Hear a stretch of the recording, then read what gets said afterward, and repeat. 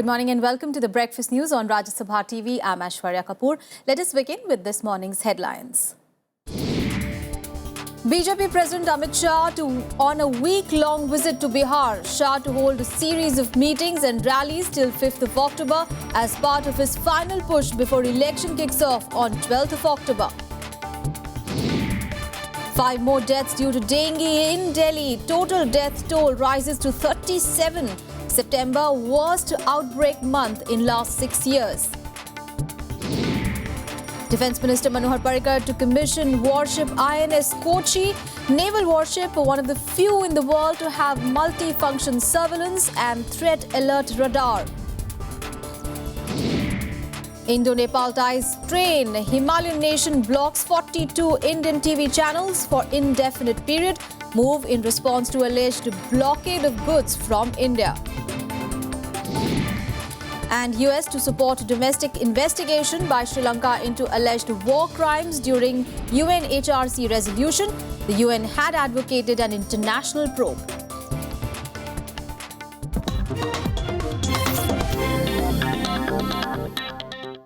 Well, BJP President Amit Shah is on a week-long tour of Bihar with barely a fortnight left for the first phase of polls on 12th of October.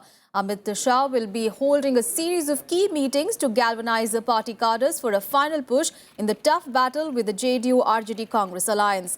Joined by party's election in charge Anand Kumar, the BJP chief who arrived in Patna on Tuesday will preside over 9 regional meetings across the state in which key leaders and workers from all the 38 districts will participate. He will also hold work to placate the dissident voices that have arisen over a number of reasons, from a ticket being given to turncoats from JDU and RJD, and allegedly to those with criminal background, to the denial of nomination to the kin of some leaders. Now, starting from today, he will hold a meet at Begusarai, Aurangabad, Patna, Muzaffarpur and Supaul, besides other places till 5th of October. The BJP chief will also hold rallies at Kishanganj, Katihar and Purnia. Significantly, BJP had lost in Lok Sabha elections last year. For more on this, let's go across to my colleague Kriti Mishra, who's joining us on the phone line. Kriti, now Amit Shah is going to settle in Bihar almost for a week. He's reaching out to various caste groups and he'll be addressing dissident voices. Now, this must be the on top of his agenda. Absolutely, Aishwarya. He is going to battle the biggest political challenge since general elections for the party and for himself as well. And he would be looking to shore up support for the NDA alliance and galvanize party workers. So nearly 6 lakh BJP workers are working in Bihar election. That's what we are hearing. And efforts that just a mix of fieldwork, grind and tech savviness and party strategies. He would be organizing all of that. All right, we seem to have lost that audio connection with my colleague Kriti Mishra, but let me remind you that BJP President Amit Shah is going to be in Bihar for almost a week, and he'll be taking care of the elections that will be held. The first phase would be held on 12th of October. Let's go back to my colleague Kriti Mishra. Kriti, now you were telling us how Amit Shah is going to reach out to various caste groups and he'll be addressing dissident voices now that he is in Bihar. Right, Aishwarya. So at this point in time, as I was telling you, that he would be looking to galvanize his party workers and also organize rallies. It's extremely important right now because we've seen dissident voices right from Ara MP R.K. Singh in-house, Shatrughan Sinha, then Chandra Mohan Rai, and then also sitting MLA from Raghunathpur of Siwan district also supported him. So somehow where these voices that BJP is giving tickets in exchange of money, all these allegations, he'll have to counter all that and all these dissident voices, and he has to. All right, Kriti, thank you so much for those details. We'll keep coming back to you for more on that story. And let's move on in the bulletin now. When an FIR was lodged in Bihar against senior BJP leader Sushil Kumar Modi, lodged under the Representation of People's Act, it says that Sushil Modi violated the Model Code of Conduct by assuring voters freebies. Now, this is a charge that the leader has denied. Senior BJP leader Sushil Kumar Modi caught on the wrong side of the model code of conduct. Addressing an election rally on Monday, the BJP leader allegedly promised to give away laptops, color TVs and dhotis and saris to voters. Talking to reporters in Patna, Sushil Modi challenged the FIR and urged an election commission inquiry. Bihar के अंदर 50,000 लड़के लड़कियों को हम laptop देंगे, इसमें क्या गुनाह किया है? हमने कहा है कि हमारी सरकार बनेगी तो हर एक गरीब परिवार को धोती साड़ी खरीदने के लिए पैसा दिया जाएगा। ये तो हमारा अधिकार है। हम चुनाव जीतने के बाद क्या करेंगे मतदाताओं को बताने का हमारा अधिकार है। घोषणा पत्र में क्या चीज शामिल है नहीं शामिल इसका ऐसे कोई संबंध नहीं है और घोषणा पत्र उचित समय पर जारी किया जाएगा। रोज नीतीश जी रोज नई नई घोषणा कर रहे हैं, उन पर FIR नहीं हुआ लेकिन मेरे पर FIR हो गया। Sushil Modi reportedly made the remarks during an election meeting in favor of BJP candidate Anand Bhushan Pandey. The Camu district police said they filed the FIR on the basis of video footage of the rally. Bhajpa के पास एक ही चीज है, वो है धनबल, अकूत धनबल, जो उनके crony capitalist friends provide कर रहे हैं और सुशील मोदी जी कॉम्प्राडोर हैं, वो इसको पहुंचाने का कार्य कर रहे हैं। Elections in Bhabua, where Sushil Modi allegedly made the remarks, will be held in the second phase on 19th of October. Bureau Report, Rajya Sabha TV.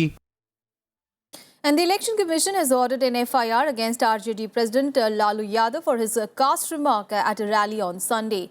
But unfazed by the EC warning, Lalu has once again vowed to continue his fight for the backward caste. Now his remark has triggered a war of words among rival political parties. रहेगा या नहीं रहेगा, जनवंशियों सावधान, सारा चढ़ाई आपके ऊपर है। समझ रहा कि जो बेवकूफ है इनको छितराओ, जनवंशियों को पिछड़ों को बोलता है कि भाई वोट अन्य हो जाएगा। On Sunday, RJD President Lalu Prasad triggered a fresh war of words over caste-based reservation. Kicking off his younger son Tejasvi Yadav's election campaign from Raghopur Assembly constituency, Lalu gave a clarion call to all members of Yadav caste and OBCs to rally behind the secular alliance. The Election Commission has ordered an FIR against the RJD chief for the remarks. Shri Lalu Prasad ji के जो राघोपुर में उन्होंने एक public speech में जिन चीज़ों पर उन्होंने बोला है, तो उसके जिला निर्वाचन पदाधिकारी वैशाली ने समीक्षा उठाई। उसमें कुछ IPC के प्रोविजंस और RP एक्ट के प्रोविजंस का और मॉडल कोड के वायलेशंस पाया है और उसके आधार पर उनके विरुद्ध प्राथमिकी दर्ज किया गया है। But Lalu is unfazed by the warning. On Tuesday, he vowed to continue his fight for the backward castes and triggered a fresh war of words. And it comes despite BJP's clarification on its stand on the reservation issue. RSS हमारा आरक्षण खत्म करना चाह रही है। वो जातीय meeting करता, सब जगह वो लोग करता। ये कौन होते हैं मोहन भागवत बीजेपी खत्म करने वाला? लालू यादव और हमारी पार्टी मुझे फांसी पर भी चढ़ा दोगे तो लालू यादव अपना आवाज बंद करने वाला नहीं है गरीबों का। मुझे ये नहीं समझ में आ रहा है कि सब लोग लालू यादव के पीछे हाथ धो के क्यों पड़ गए। कल सुशील मोदी जी का भाषण नहीं सुना आपने, जहां उन्होंने कहा कि तेली बनी अरवल छोड़ के भाग गए, जहां प्रधानमंत्री खुद कहते हैं कि ओबीसी का अकेला बच्चा मैं हूं। भाजपा आरक्षण पर बिल्कुल समर्पित है।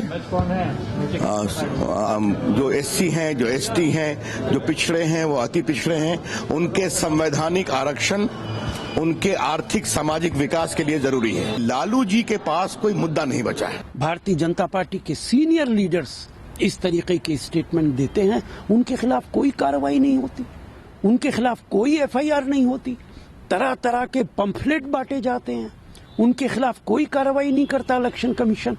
इस तरीके से अगर इलेक्शन कमीशन लालू यादव के खिलाफ कोई FIR करता है तो देश के लोगों का विश्वास टूट जाएगा। मैं चुनाव आयोग की इस पक्षपातपूर्ण कार्रवाई की निंदा करता हूं। भारतीय जनता पार्टी के नेताओं और सरकारों के खिलाफ हमारे द्वारा की गई मांग पर उन्होंने कभी कोई संज्ञान नहीं लिया और श्री लालू प्रसाद जी के खिलाफ ये निर्देश देना ये एक तरफा कार्रवाई। The rhetoric on reservation was triggered last week by RSS chief Mohan Bhagwat's suggestion to review the policy on reservation. Coming ahead of the polls, the RJD-JDU combined criticized the remark. The alliance is now focused to keep its vote bank intact, which has large share of backward caste voters. Bureau Report, Rajya Sabha TV.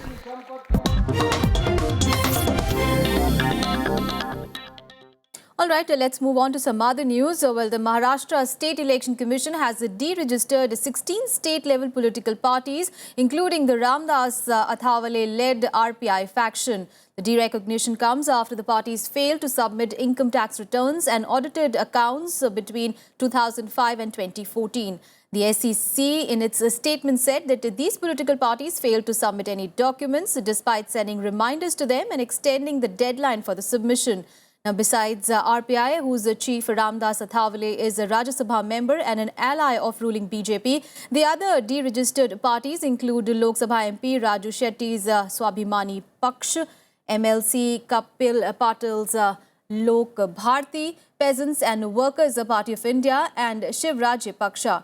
The move, which comes weeks before the 1st of November polls to civic bodies of Kolhapur and Kalyan Dombivli, means that these parties will not have any reserved symbols. Also, their names will not appear against those of candidates on the ballot papers.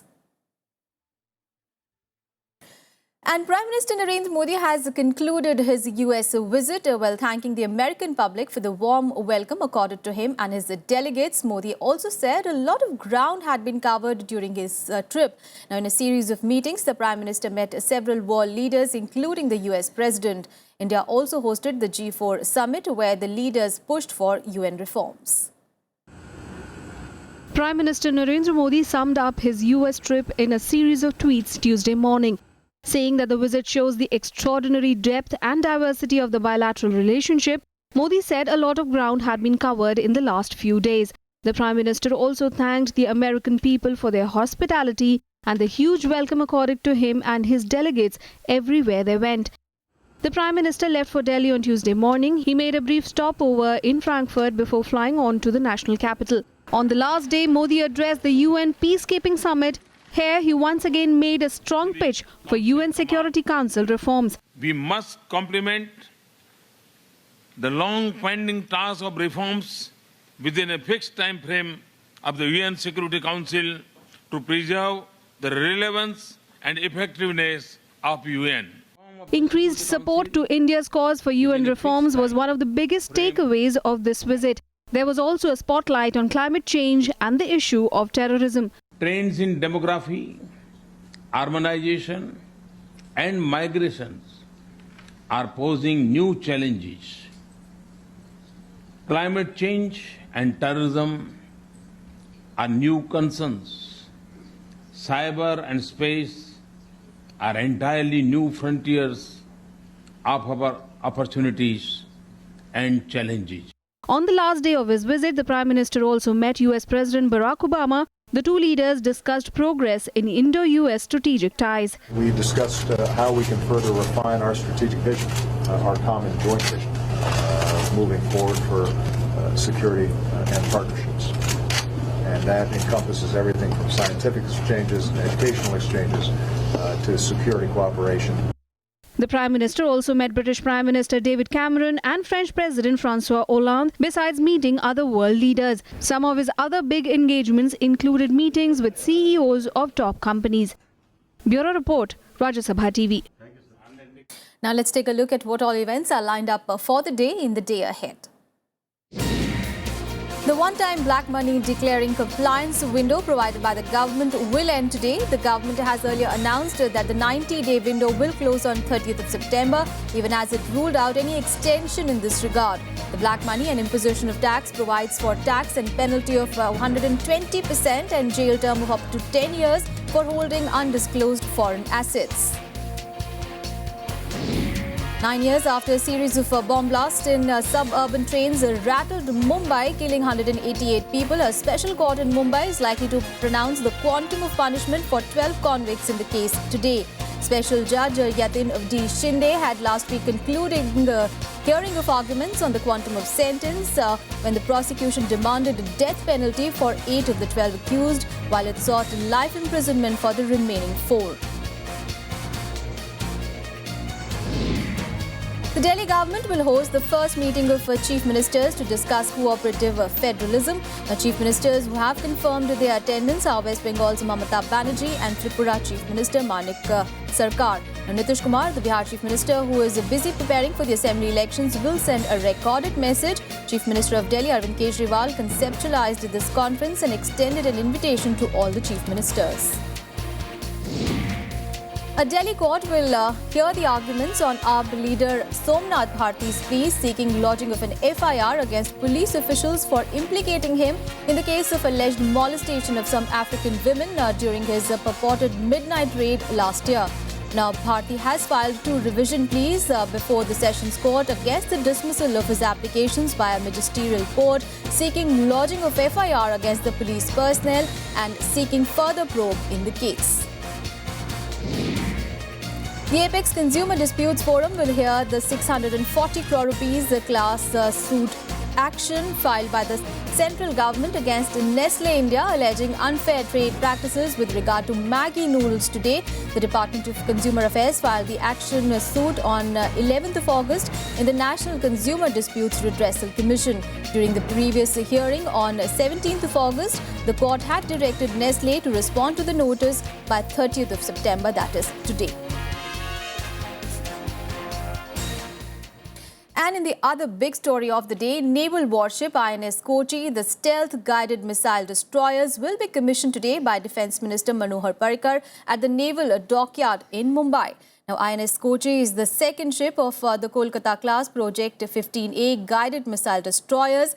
The contract for 3 ships of Kolkata-class was signed as a follow-on of the legendary Delhi-class destroyers, which were commissioned into the Navy more than a decade ago. Designed by the Navy's in-house organization, Directorate of Naval Design, and constructed by Mazagon Dock Ship Builders Limited in Mumbai, the ship is christened after the vibrant port city of Kochi. Although conceived as follow-on of the earlier Delhi class, this ship is vastly superior and has major advancement in weapons and sensors. The ship incorporates new design concept for improved survivability, stealth, seakeeping and maneuverability.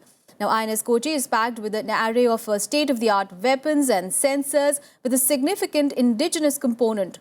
This ship is one of the few warships of the world and the second in the Indian Navy to have multi-function surveillance and a threat alert radar to provide target data to long-range surface-to-air missile system.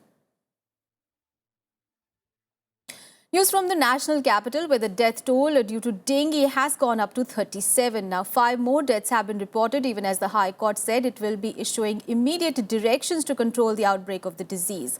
Here are all the details. 5 more deaths due to dengue in Delhi. A 16-year-old boy is among the latest victims. The total death toll due to the outbreak stands at 37. With these deaths, this is proven to be the worst month for the outbreak of the disease in the last 6 years.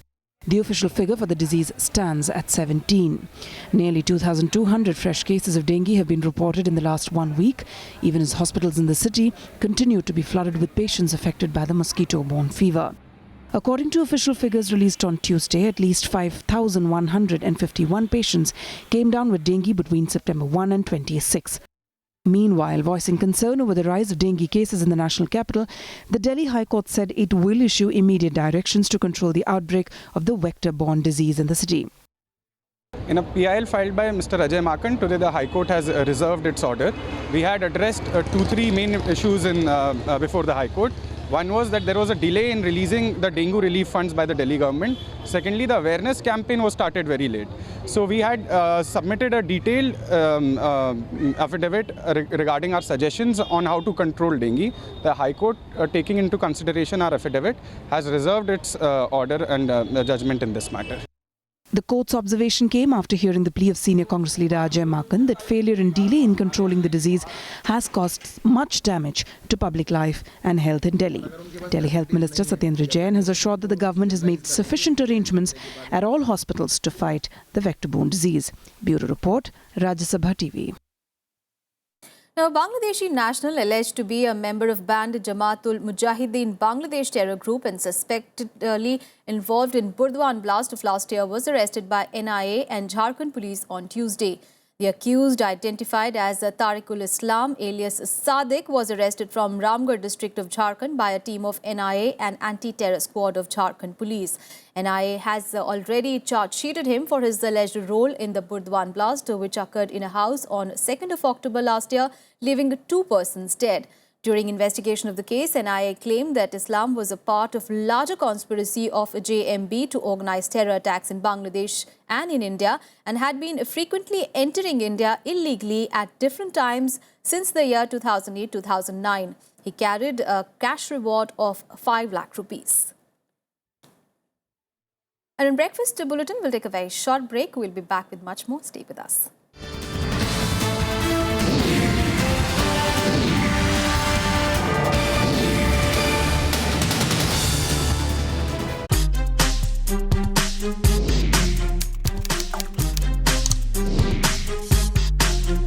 Get live Rajya Sabha session, news, views, reports and analysis you can trust on social media.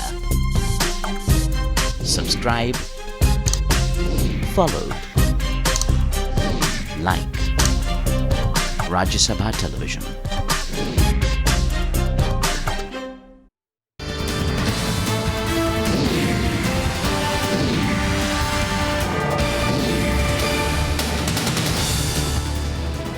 Tensions between India and Nepal have spiked since Nepal adopted a new constitution last week.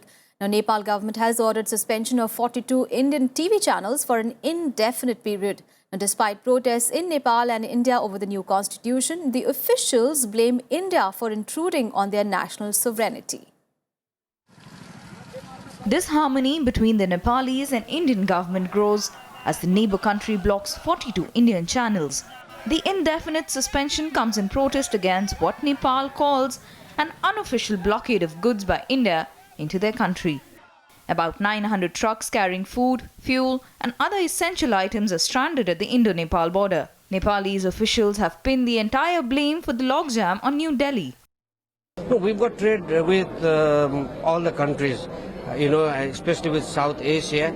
And with India, we have more trade because we share the large volume of trade, portion with India, and it will continue to happen that way because, reality is reality.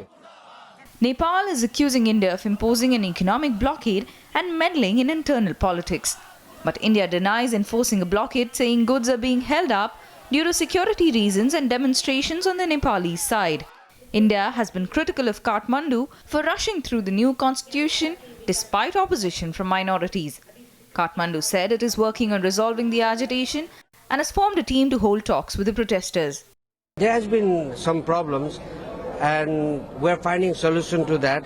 And while we're finding solution to it, I think we're heading towards some good result because government has formed a team from 3 political parties to talk to the agitating party, and I think there will be a solution very soon. हम लोग शांतिपूर्ण धरना करना चाहते हैं और ये जो है गुंडागर्दी शैली में हम लोग के ऊपर पथराव करके हमारे 2 कार्यकर्ता को अभी नेपाल प्रहरी ने पकड़ के ले गया है. Adoption of the new constitution had spurred protest by minority ethnic groups in the south of Nepal. At least 40 people have been killed in the violence. Bureau Report, Rajya Sabha TV. And the first foreign minister level meet between India, the US and Japan, reflecting alignment of the 3 Asia-Pacific powers, was held in New York. The meeting was aimed at ensuring peace, prosperity and security in the region. Meeting on the sidelines of the UNGA, External Affairs Minister Sushma Swaraj, US Secretary of State John Kerry and Japanese Foreign Minister Fumio Kishida praised their trilateral relationship. In the first such ministerial level meeting, the leaders discussed foreign policies and issues of security. The decision to hold the meet was taken at last week's India-US Strategic and Commercial Dialogue. Prime Minister Narendra Modi also discussed the current situation in the Asia-Pacific region during his meeting with US President Barack Obama. All of East Asia as an area of enormous economic growth and also a place of challenge for some other issues of security. The fact that we are 3 of the largest democracies in the world and we share common values about governance, about accountability, transparency, Our meeting today underscores growing maturity and candor in our discussions. It also highlights increasing convergence of our strategic, political, economic and security interests. Now, a US-sponsored resolution on a domestic investigation by Sri Lanka is expected at the UN Human Rights Council meeting in Geneva.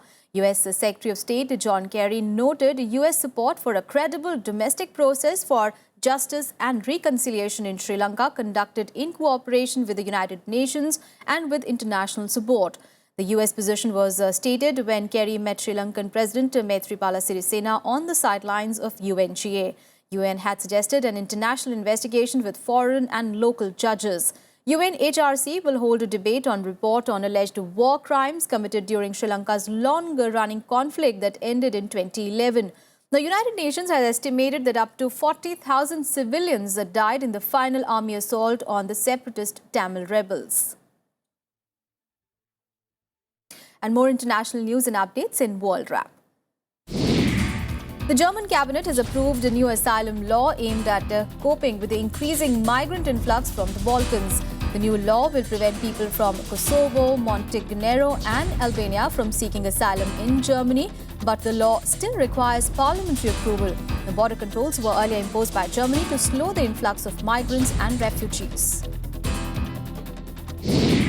Afghan forces are battling Taliban fighters to retake the city of Kunduz a day after it fell in the hands of the insurgents.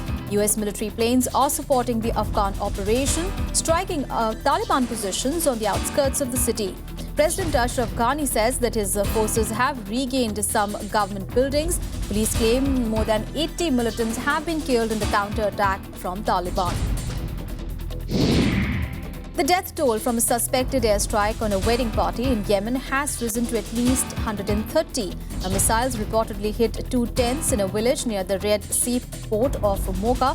A man linked to the Houthi rebel movement is believed to have held the event. But the Saudi-led coalition denied responsibility for the attack. The UN has condemned the destruction and complete disregard by all sides for human life in Yemen. And on to some sports news. In yet another episode of FIFA crisis, former FIFA Vice President Jack Warner has been banned for life from all football-related activities.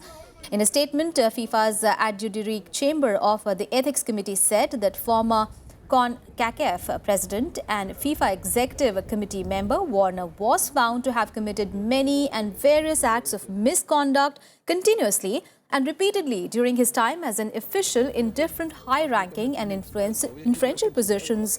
And Warner's ban covers all football activities at both the national as well as international level and is effective from 25th of September. Warner, who is also fighting extradition from his homeland in Trinidad and Tobago to the US, will face 12 charges of fraud, racketeering and money laundering related to the ongoing FIFA corruption scandal. The person who has brought more shame to, there's nobody who has brought more shame to FIFA football than Blatter himself. And that is why the last Congress in 2011, I went for some regime change by supporting Bin Hammer. I thought that at 75, he had done enough to move on. At 79, he still want to go back for a 4-year term. I don't agree with this. I feel that he has not done anything about succession planning. And no true leader works that way. And back home, BCCI is all set to choose a new president. It has called for a special general meeting on 4th of October to elect late President Jagmohan Dalmia's successor. Former President Shashank Manohar has emerged as the consensus candidate for the job. BCCI will hold a special general body meeting on October 4th to elect its new president following the death of Jagmohan Dalmia. Former BCCI President Shashank Manohar is widely expected to take over as the new chief. He's unlikely to face any opposition as he enjoys the support of both the Sharad Pawar and Anurag Thakur factions, who control about 20 votes out of the 29. If elected, this will be his second term as BCCI boss after his stint from 2008 to 2011. मैंने शशांक मनोहर जी से अनुरोध किया था कि आप आइए BCCI के अध्यक्ष पद की जिम्मेदारी लीजिए। उन्होंने उस पर सहमति जताई है और मुझे पूर्ण आशा है भारी बहुमत के साथ वो इस चुनाव को जीतेंगे। Former board president N. Srinivasan will not be able to attend the meeting. On Tuesday, the Supreme Court rejected a BCCI plea to review its verdict on former board chief N. Srinivasan. He was also barred by the Supreme Court from contesting for the BCCI president's post on the ground of conflict of interest. BCCI filed a review petition against the order of 22nd January passed by Supreme Court. On that order, Supreme Court finally dismissed the 6.2.4 rules of BCCI. And after that order, Srinivasan out from the BCCI. The court's decision has barred Srinivasan from attending the meeting as the president of the Tamil Nadu Cricket Association. However, he could still cast his vote to pick Dalmia's successor. Bureau Report, Rajya Sabha TV. Well, that's all in Breakfast News. Thanks so much for your time. Have a great day ahead.